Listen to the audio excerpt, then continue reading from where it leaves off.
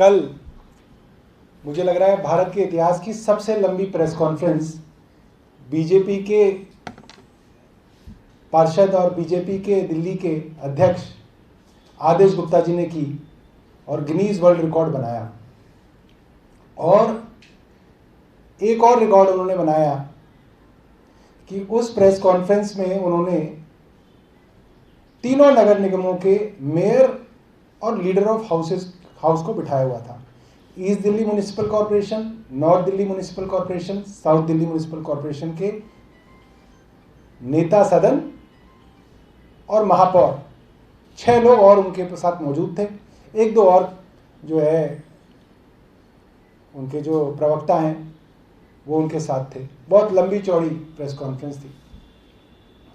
और हास्यास्पद बात यह है, 19.5 साल एमसीडी के अंदर राज करने के बाद अब भाजपा को भ्रष्टाचार की याद आई है। अब जब 6 महीने चुनाव में बचे हैं तो दिल्ली भाजपा को एमसीडी में भ्रष्टाचार दिखने लग गया है। ये हम सब दिल्ली वालों के लिए एक बहुत बड़ा अचीवमेंट है कि अब उनको लग रहा है कि हाँ, एमसीडी में भ्रष्टाचार है और उन्होंने एक भ्रष्टाचार को मिटाने का मिशन शुरू किया है। और उनके साथ जिन लोगों ने मिशन शुरू किया है उसमें से ऐसे कई लोग हैं जिनके खिलाफ हमने भ्रष्टाचार के सबूत इसी तरीके की प्रेस कॉन्फ्रेंस के अंदर पेश किए हैं। तो मैं आज आदेश गुप्ता जी को उन प्रेस कॉन्फ्रेंसेस के बारे में और सबूतों के बारे में दोबारा बताना चाहता हूं। और हम चाहते हैं कि आदेश गुप्ता इनके ऊपर कार्रवाई करें, वरना ये जो भ्रष्टाचार के ऊपर उन्होंने नया राग शुरू किया है ये बिल्कुल 2017 के राग की तरह रहेगा। 2017 में जब दिल्ली में एमसीडी के चुनाव थे तब भी भाजपा ने माना था कि हमारे पार्षदों की छवि बहुत खराब है, पार्षदों को लोग भ्रष्टाचारी मानते हैं और इन पार्षदों को लोग नहीं पसंद करते और सारे पार्षद बदले थे। मुझे लगता है ये जो तैयारी आदेश गुप्ता ने की है, दोबारा से सारे पार्षदों को बदलने की तैयारी जो है, जो उन्होंने बोला ना कि हम इन सबकी सफाई करेंगे, इसकी कर रहे हैं। मगर हम ये बताना चाहते हैं कि समस्या पार्षद में नहीं है, समस्या भाजपा में है। और वो क्यों है, उसके कारण है। हमने एक प्रेस कॉन्फ्रेंस करके बताया था, उत्तरी दिल्ली नगर निगम में नांगलोई वार्ड की पार्षद जो हैं ज्योति रोचैया, उन्होंने प्रधानमंत्री जी को, मुख्यमंत्री जी को, भाजपा के उस वक्त के अध्यक्ष को, सबको लिखित में चिट्ठी देके कहा था कि उनके एमसीडी में जबरदस्त भ्रष्टाचार है, भूमि माफियाओं के साथ उनकी पार्टी के बड़े बड़े नेता, जिसके अंदर मेयर जयप्रकाश, स्टैंडिंग कमेटी के अध्यक्ष छैल Bihari Goswami, leader of the house और कमिश्नर ज्ञानेश भारती शामिल हैं। आपको याद दिला दूं, छैल बिहारी गोस्वामी कल प्रेस कॉन्फ्रेंस के अंदर साथ में बैठे हुए थे और वो भ्रष्टाचार को खत्म करने के लिए एक मिशन शुरुआत करने की बात कर रहे थे। तो ये लिखित में भ्रष्टाचार की कंप्लेंट है। उन्हीं की पार्षद, भाजपा की पार्षद ज्योति रोचैया द्वारा लिखित में कंप्लेंट है। इसके ऊपर आदेश गुप्ता जी ने क्या जांच कराई, कार्रवाई तो छोड़िए, क्या जांच कराई आदेश गुप्ता बताएं कि इस पे क्या किया है। ये मामला 28 जून के आसपास का है, 2021 का। 2018 से खत जो है इस तरीके के लिखते हुए आ रही हैं। दूसरी प्रेस कॉन्फ्रेंस के अंदर हमने बताया था, एक और महानुभाव हैं, लीडर ऑफ द हाउस है, महिपालपुर से काउंसलर हैं, इंद्रजीत शेरावत। इत्तेफाक की बात है, ये भी उस प्रेस कॉन्फ्रेंस में कल आदेश गुप्ता जी के बगल में बैठे हुए थे और ये भ्रष्टाचार को खत्म करने की इन्होंने नीति बनाई है। इनके ऊपर आरोप था और बाकायदा इन्हीं के द्वारा दायर एफिडेविट और इन्हीं के द्वारा दायर डेटा से हमने ये प्रेस कॉन्फ्रेंस की थी कि इंद्रजीत शेरावत के पास 2017 में मात्र 1 करोड़ 24 लाख रुपए थे और 2 प्रॉपर्टीज थी।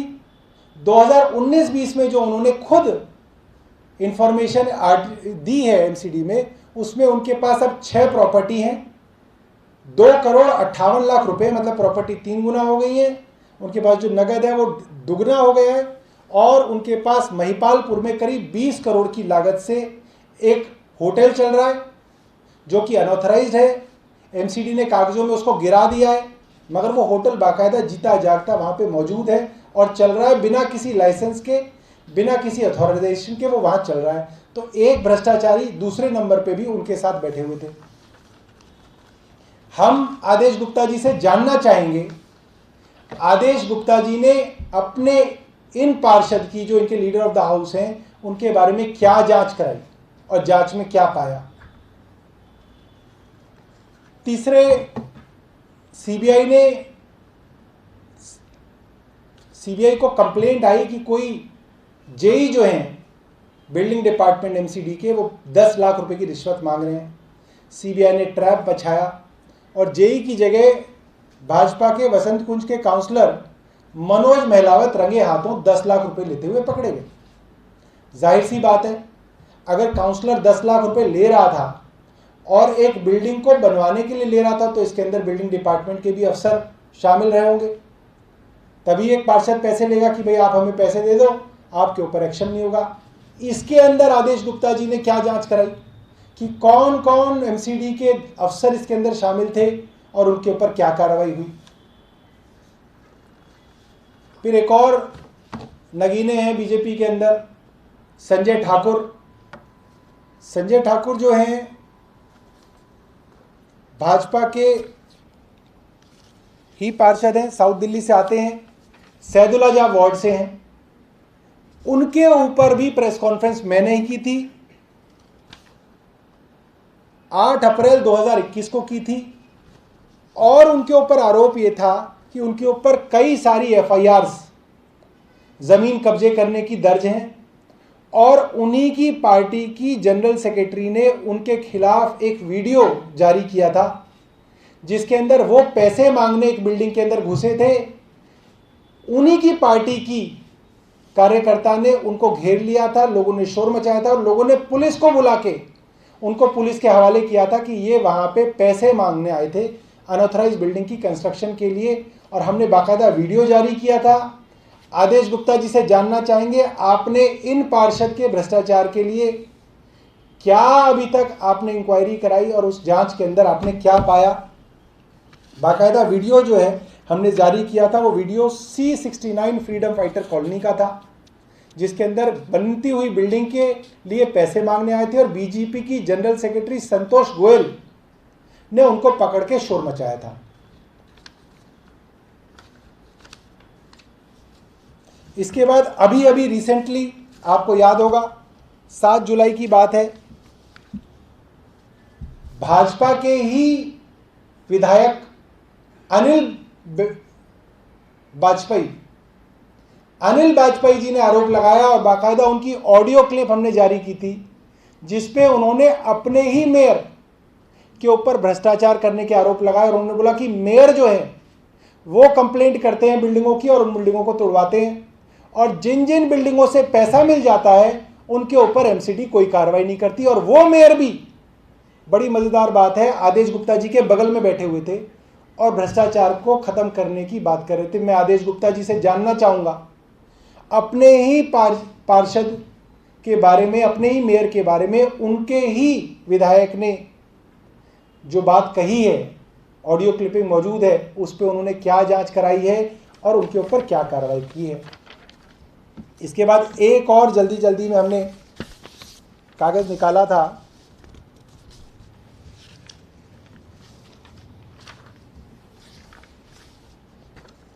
उत्तरी दिल्ली नगर निगम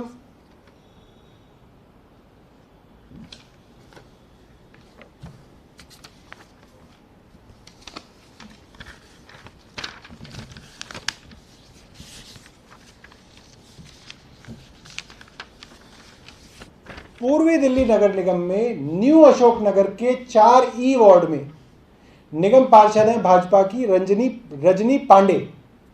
उनके जेठ लगते हैं निशांत पांडे, वे जो हैं, पांडे जी आप क्यों खुश हो रहे हो, उनके ये जो जेठ हैं वो मकान में लेंटर डालने के एवज में लाखों रुपए की रिश्वत मांग रहे थे, और उसके लिए भी हमने एक ऑडियो जो है वो जारी किया था, और उसके अंदर 12 लाख रुपए जो आरोप था कि उन्होंने 12 लाख रुपए एक बिल्डर से जो है निशांत पांडे और क्षेत्र के जेई ने बिल्डर समेत 3 लोगों से करीब 12 लाख रुपए लिए।